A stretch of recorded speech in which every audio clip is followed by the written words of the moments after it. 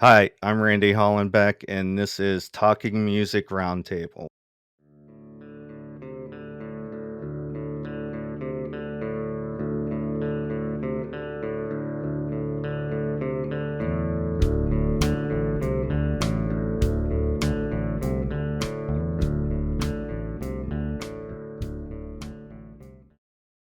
Today on the show, we have Connor from New Vegas and Steven from Animal Sun.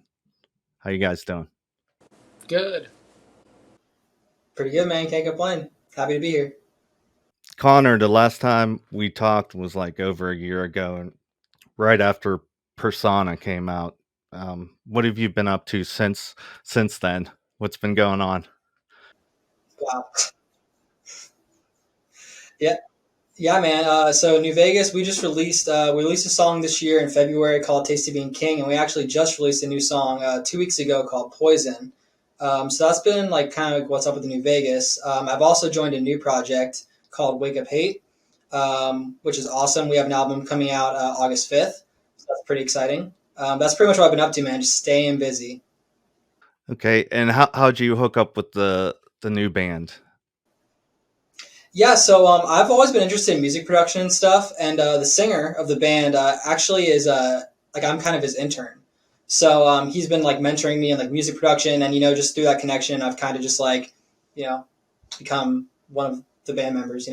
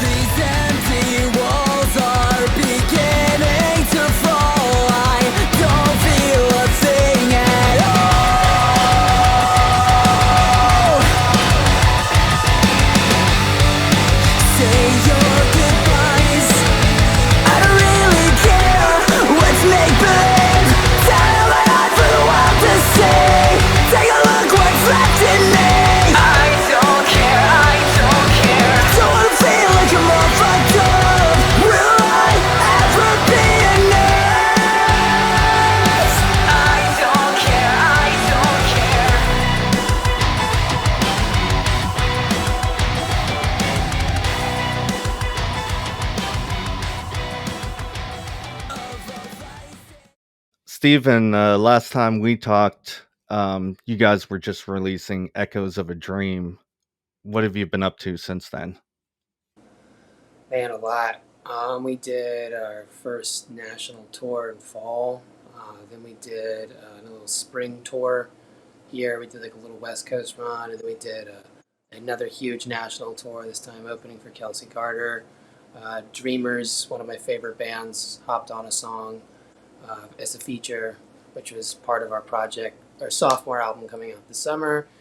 We may have some West Coast dates with a band I cannot disclose at the moment for a fall tour. We're working on some other stuff too. So, and then we did like a single deal with Universal Music Group last year, and we're in talks with I think a potential. We're in talks for a pub deal right now with something again I can't talk about until it's done. But a lot has been going on for us. Like we've kind of exploded over the last year. So.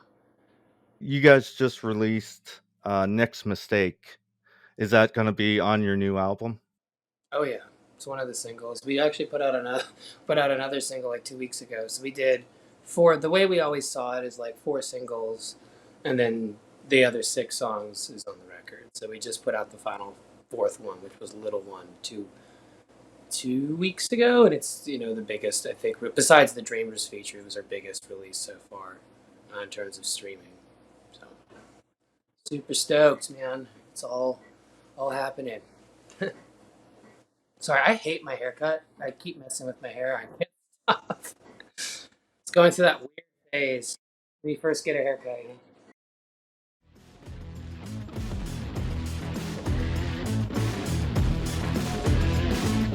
Help me. There's a tension in my body I've never known, and it's starting to show. Can't breathe from the venom on your teeth that's hanging low. Are you friend or foe? Love is calling you behind the screen. somewhere in between. Take anything you want, I'll be your candy. Time is slipping away, so act impulsively. Use me like a drug, I'll be your total break. Ra-da-da-da-da-da-da-da. I'll be your next mistake.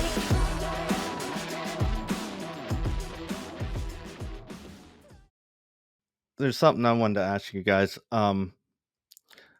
What do you prefer, singles or whole albums? Album every time. I think personally, I prefer like listening to albums, but I feel like unfortunately, like the common, like what everybody listens to now is like it's more the industry is more drawn towards singles. I don't agree with that. I don't agree with that. Yeah, it's something that people that don't go anywhere say or do. And I had to learn that the hard way.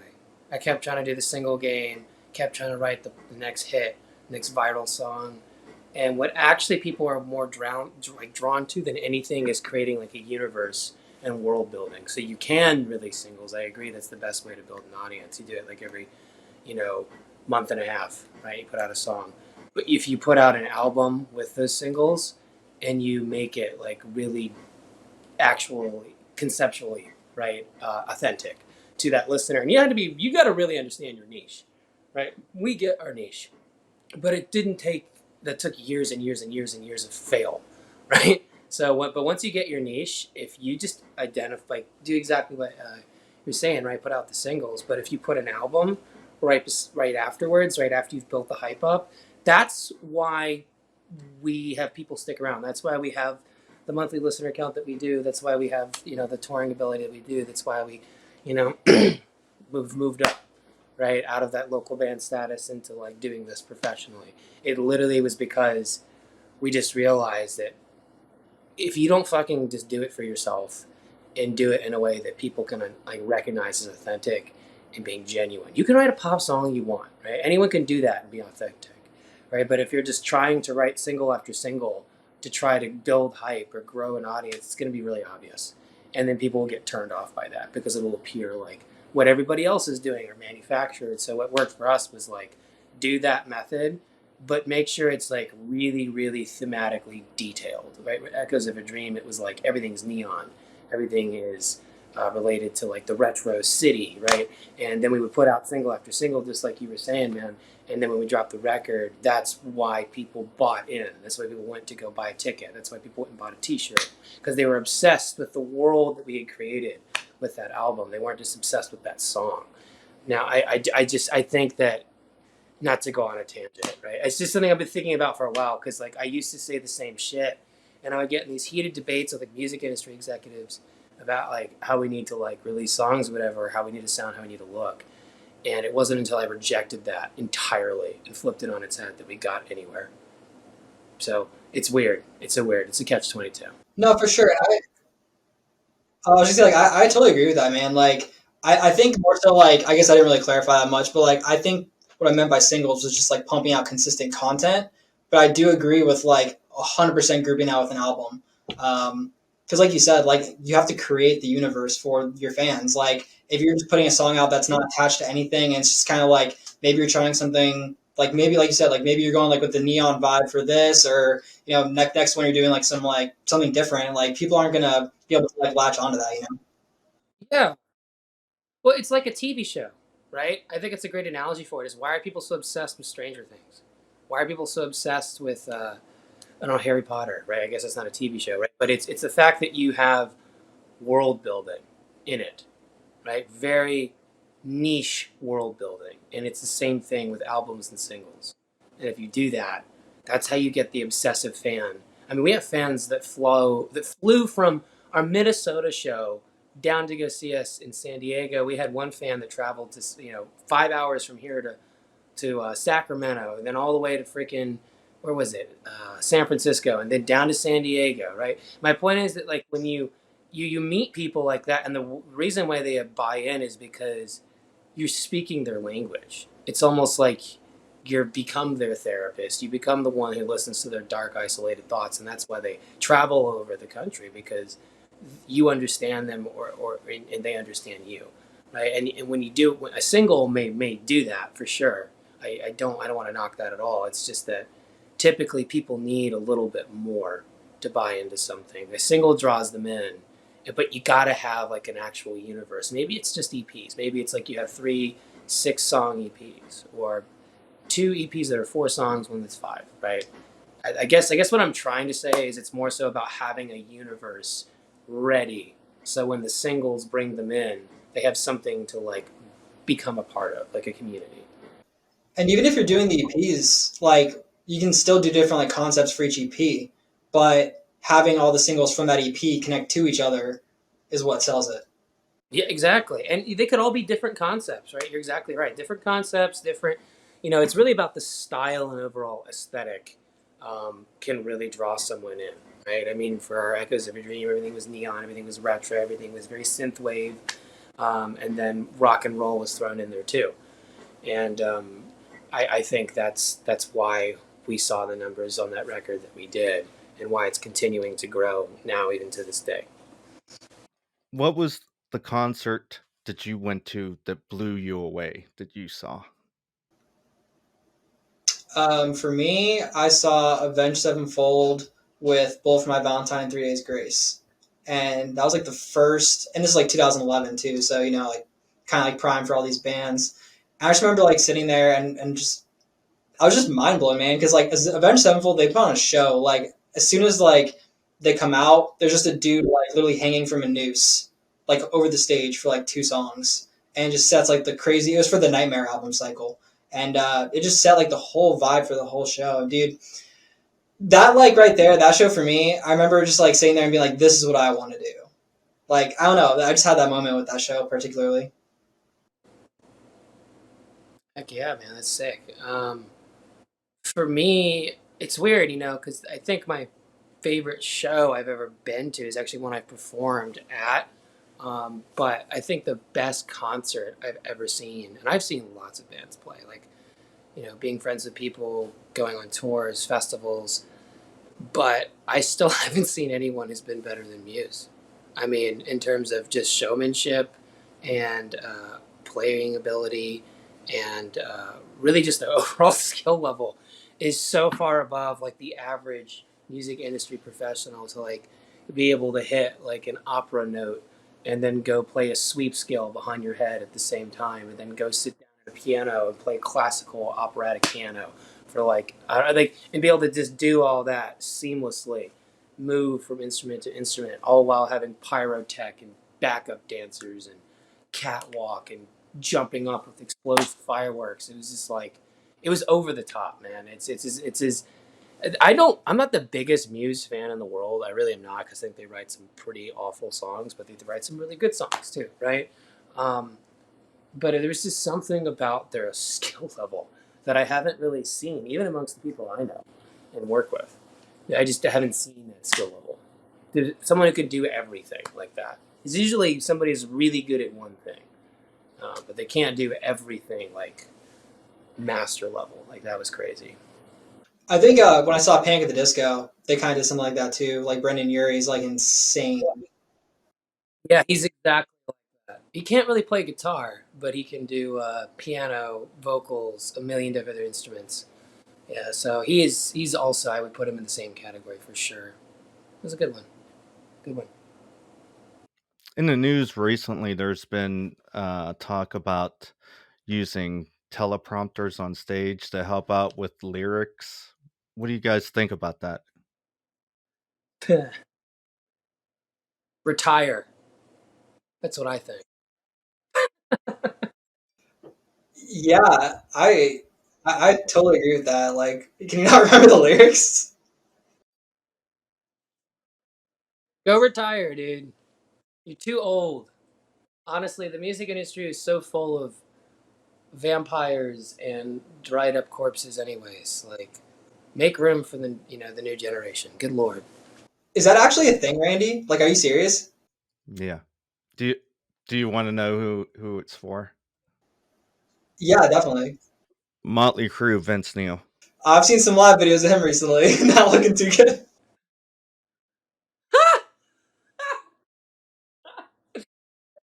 I know, so bad. Oh my god. He sounds awful.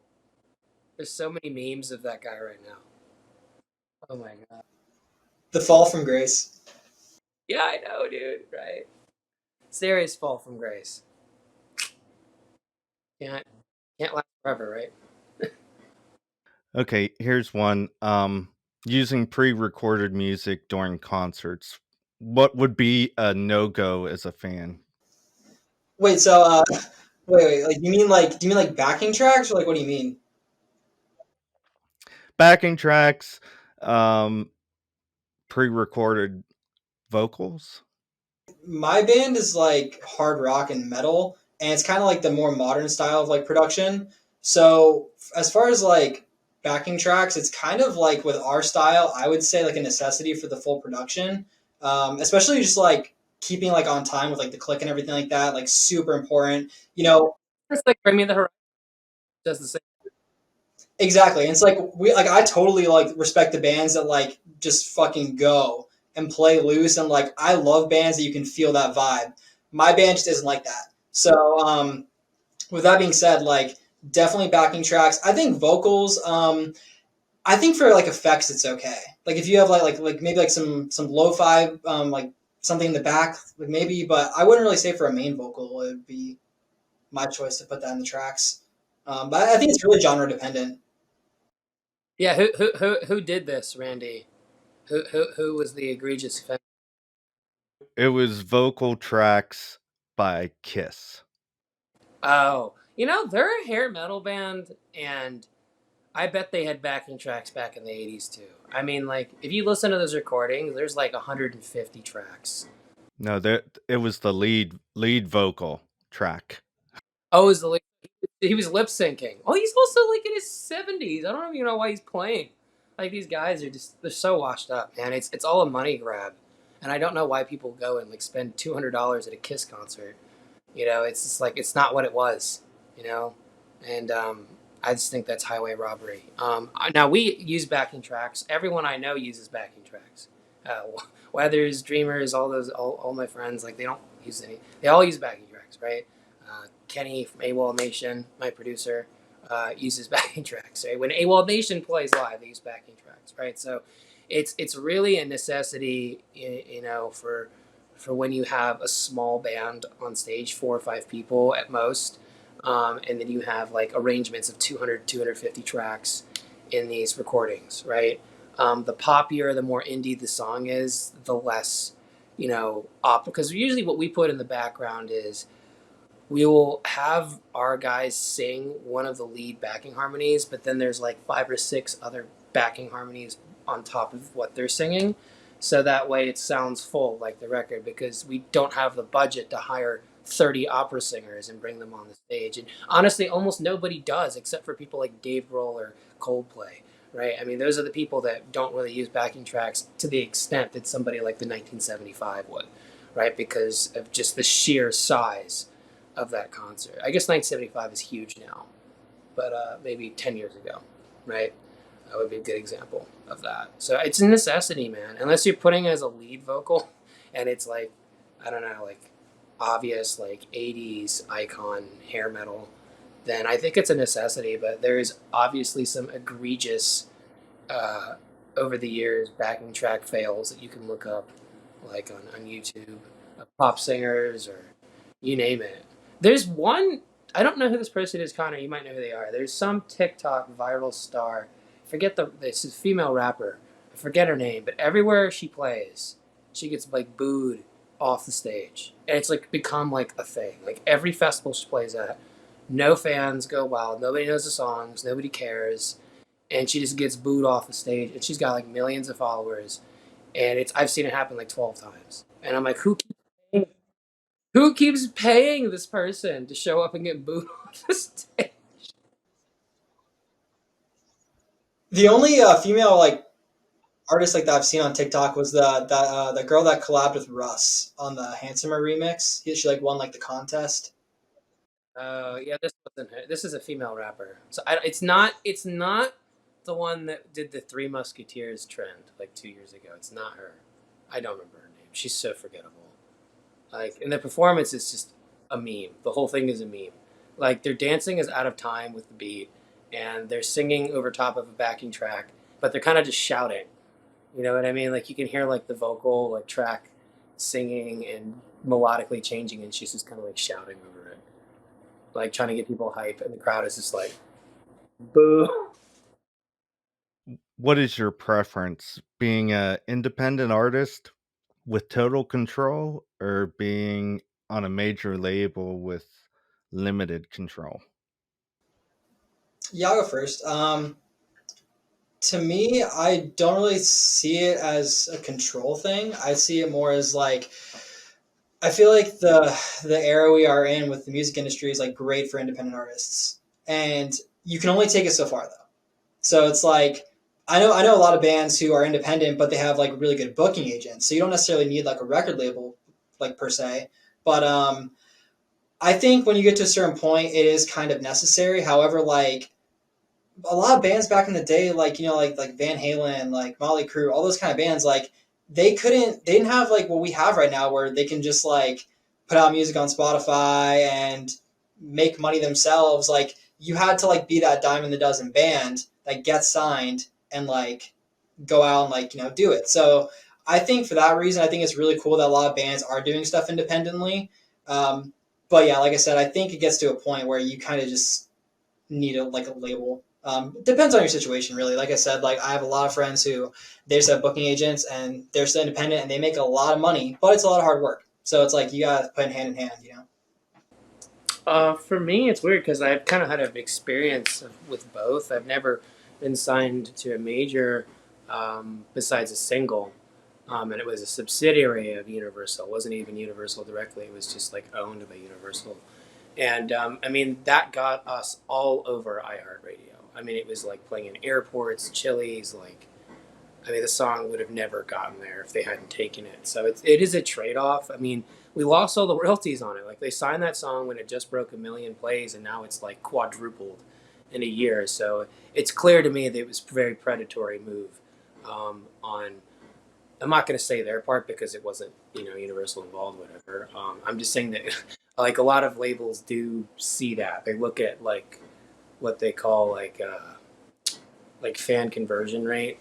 Like they look at DSP conversion rate, and if they see something that's like over like a certain percentage, that's typically when they'll reach out, right? So that song hit a really high conversion rate. Got reached out, sold it last year for way too little. Luckily, I get it back in 3.5 years. But that was a huge mistake because that cut our income in half. Right now, luckily, our other songs since then have kind of taken off and filled that gap. But I can only imagine how much we'd be taking home. We're making over like 4 figures in royalties for the first time, which as an independent artist is great. But if we hadn't sold that song, like we could be doing even better, and then we'd have even more of a bargaining chip to actually get a full album deal, which is what we're doing right now. And if we own that song, which I guess we will in 3 years because we talked them into a 5-year deal, then the deal that we would be trying to get right now would be a lot better, right? So you need a label to get that exposure, but it can also be a trap, right? And I have friends that are signed to major labels that were with Interscope, and now they're on Big Machine, and there's all kinds of politics, profit versus, spend, right? And all of that can affect your creative ability, right? And that's the best part about being an independent artist is that you get to remain creative control, swap out album artwork, drop a single, right? Those are things that have to be, approved when you're on a label by certain other people. So it's a trade off, right? And I think one thing you spoke on, Connor, that's interesting is that like it's the best era for independent artists. I think that's true. I think it is right now. I think like 3 or 4 years ago, it was like weirdly oversaturated. Like so much music was being put onto Spotify and Apple Music, and TikTok was new.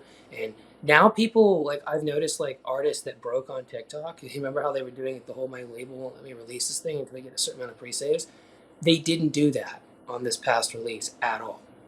Like they've now moved away from like the TikTok marketing thing. Like that's how fast everything's changing right now. It's like now TikTok is losing relevance as quickly as it. I mean, it's still a huge titan. Don't get me wrong, and we use it, and it's a very successful tool for us.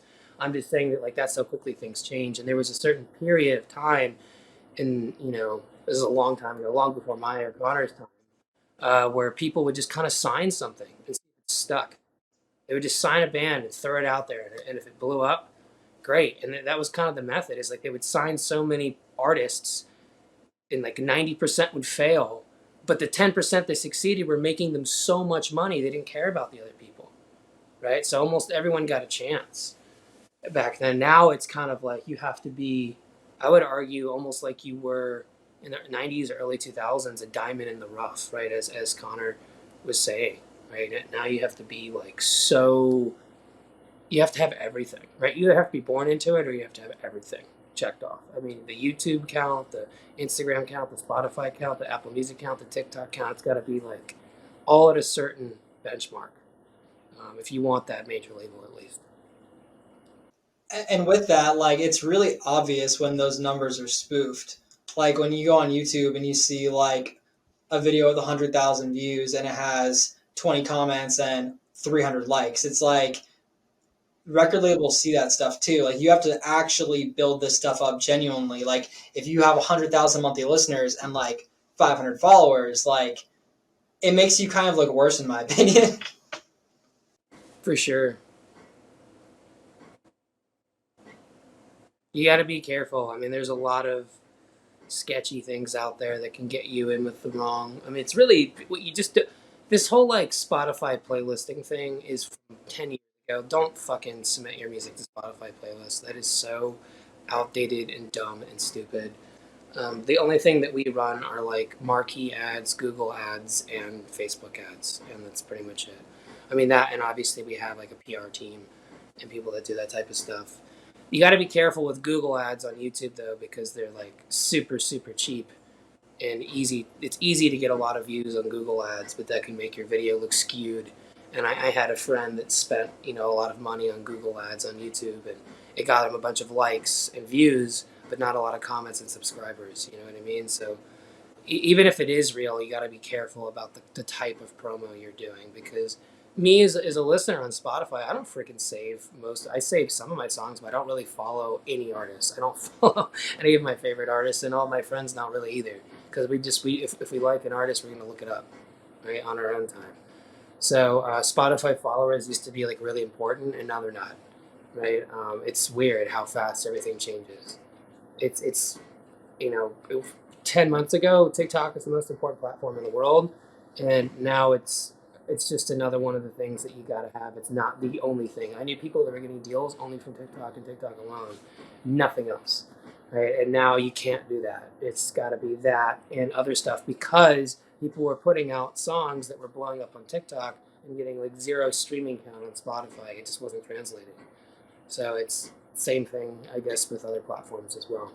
Everything has a cycle. So, how would you get those true numbers? What would you do as a band to get those numbers? How would you go? Would you go out in public and just talk to people and hit the pavement and try to get the message out? It's been Facebook ads for us. For us, it's touring and artist radio. We get on a lot of like bigger artist radio on Spotify. We got on 21 Pilots radio, and that made our streaming go through the roof. And Connor is right. The way you get on artist radio is doing a lot of Facebook and marquee ads. Marquee is the Spotify ad that you can build in their tool, right? So if you are drawing a lot of people from off site onto Spotify and onto their platform, that's what they want more than anything, because that makes them money. So what we focus on is trying to bring as many people to their platform and keep them there as long as we possibly can when we set up our ads. And that makes Spotify's algorithmic playlists very happy with us. We have, I think, around 25% of our monthly plays, and there's a lot of them are coming from Artist Radio, Daily Mix, and Discover Weekly. Like those are our three biggest playlists every time.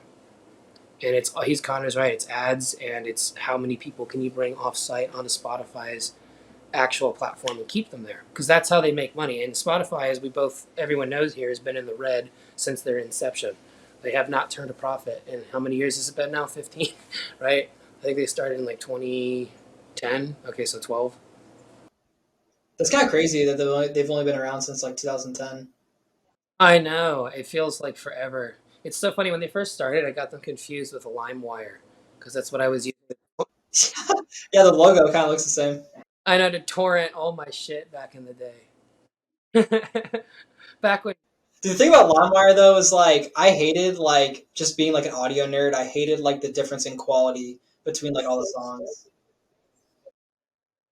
It was so shit, dude. It was so bad. Yeah. How old are you, Connor? I'm 24. I was gonna say I'm 27, so we look around the same age. So I was like, yeah, I remember those days. Those were good days.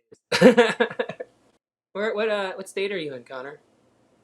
I'm in Florida. What about you? Ooh, L.A. I love Florida. It's like one of my favorite places to tour. Last time we played Orlando, it was off the chain.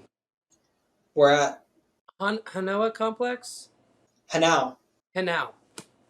Yeah, dude, that's a new place. It kind of came up after one of our like really big venues closed down around here. Of course, with COVID, all that stuff is happening everywhere. And like our main venue here, Soundbar in Orlando, that unfortunately closed down, and Hanau kind of like took over. That's what because I had some boys that were on that Weathers tour, and I think they played Soundbar, and I think that was like one of the last shows they had.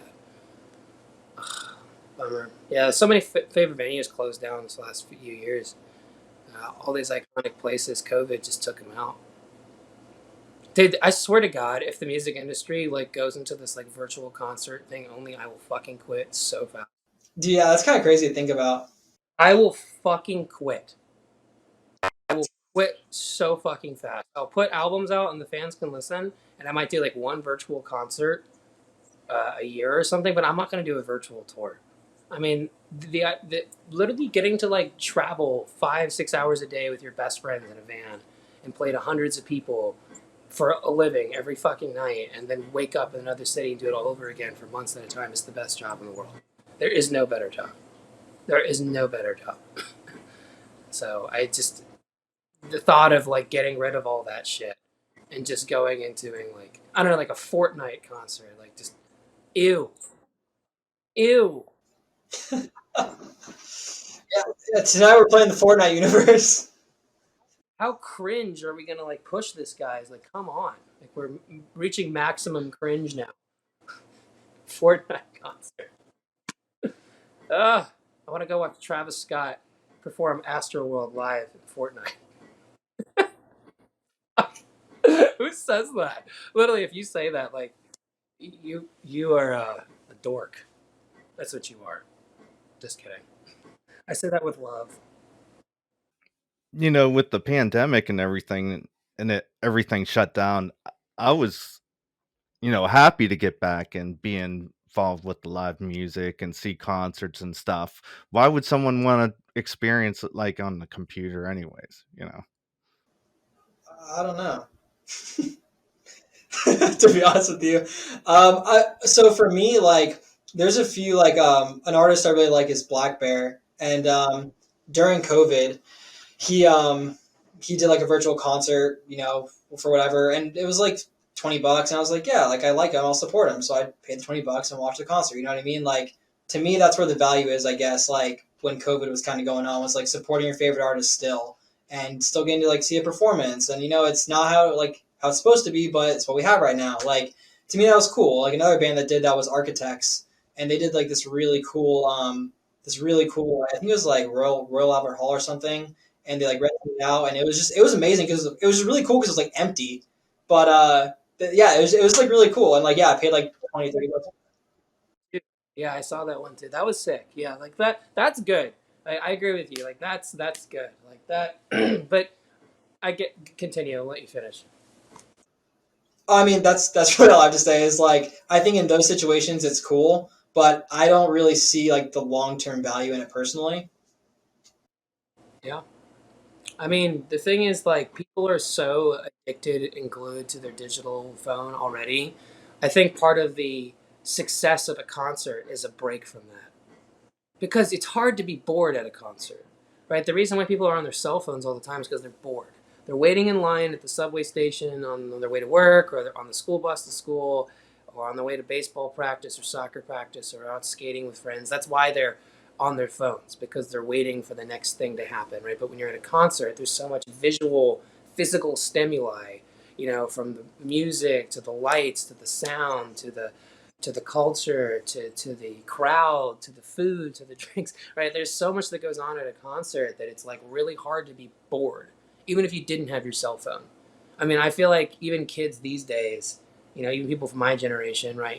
Millennial, Gen Z, can like literally go to a concert and not have their phone. And if they love that artist and they know the songs, they won't even need their phone. Yeah, they're going to want to film it, right, to have the memory, but they're going to film it, put their phone away. You don't really see people unless it's like a boring artist like Jack Harlow, right? They might be sitting there on Instagram and TikTok posting and scrolling and clout chasing with their friends or whatever. But if it's an artist that they really love, like let's use a heavier band for example, right? A lot of like Motionless and White fans, or Architect fans, or Bring Me the Horizon fans. They're not going to sit there and scroll on social media while they're at the concert. They're going to be moshing their asses off, and they're going to have a great time doing it. And you can't take that away from concerts. No matter what generation or new technological invention comes their way, you will never be able to get rid of that, ever. What album or song that came out this past year do you love? Emotional White album. That one's like crushing the charts right now. Yeah, man. They've been like one of my favorite bands for a pretty long time. I like how they really kind of stepped out of the box on this one. I don't know. They had some songs that like my first listen as a fan for like 10 plus years. It's like you kind of know what to expect. You'd think, but I was like listening through this album and I was kind of like, what the hell? That's crazy. Like they did some really weird shit. Like this song Werewolf is like their version of like Michael Jackson's Thriller, and they actually like have like I guess they got cleared to use a sample from the song too in it, and it's actually really sick. And then like it goes straight into like this like weird piano ballad thing when I was just like not expecting that. So to me like that was really cool, and like them already being one of my favorite bands like has to be on the list, of course. I found this new band called, well, they're not new. They've been around a while, and they're pretty popular. They're called The Midnight. They put out a song that I really enjoyed called Heartbeat recently. They're playing the Palladium here in a few months. And, they're one of those bands. I was having this talk with Kelsey at her house a few days ago. We were chilling, like me, her, and a couple of guys from the Struts, and a few other people. And we were just chatting about, like,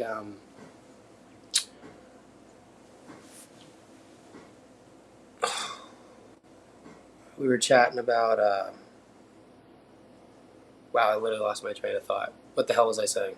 I literally got distracted by a text message. What was I talking about?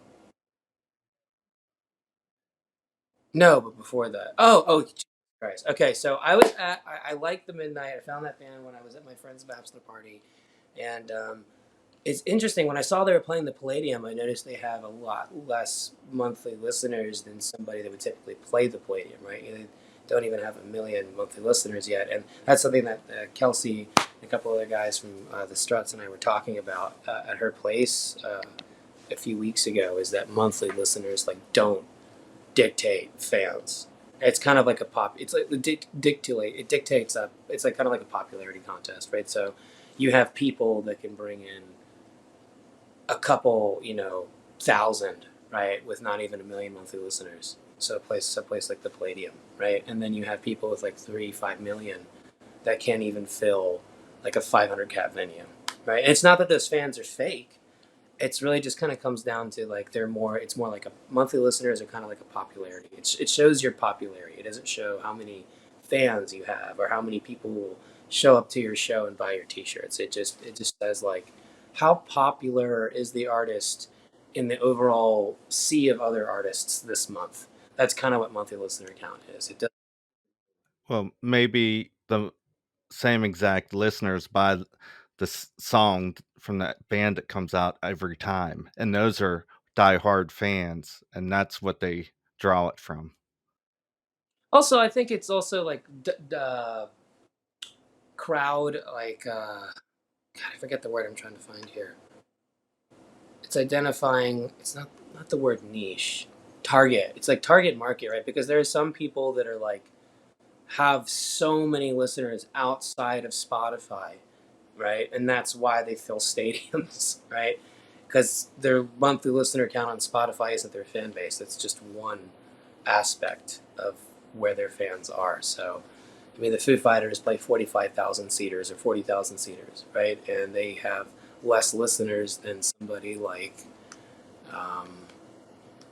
trying to think who has like, I don't know, like, they have less monthly listeners than somebody like a Macklemore, right? But as big as Macklemore is, he wouldn't sell as many arena tickets around the country as the Foo Fighters would, right? And that's, I guess, my point with talking about the Midnight and the Palladium is that like they may not be on a level that like at least in terms of Spotify monthly listener count that people would expect them to play that size of a room, but because of their fan base being not necessarily all on Spotify, it's spread out over everything, and some of those people might be a little older, right? And maybe that's why they're not using Spotify.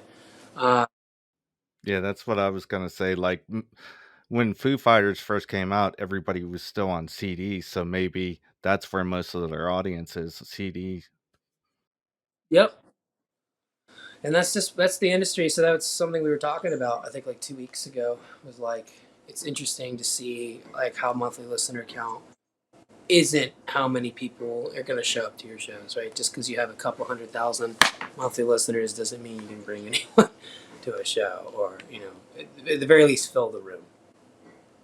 That's something you learn touring. Connor, what do you guys got coming up in the future?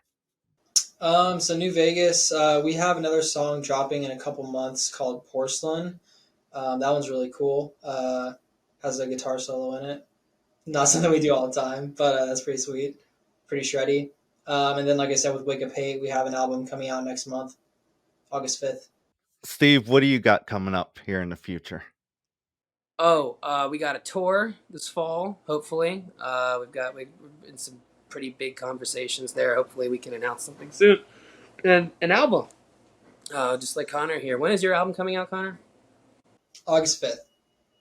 Okay, ours is July 27th. So literally within a week of each other, almost. Sorry, excuse me. I just ate a burrito before this interview, so dealing with the repercussions. No, but we have a record, and we're hopefully going to tour on it.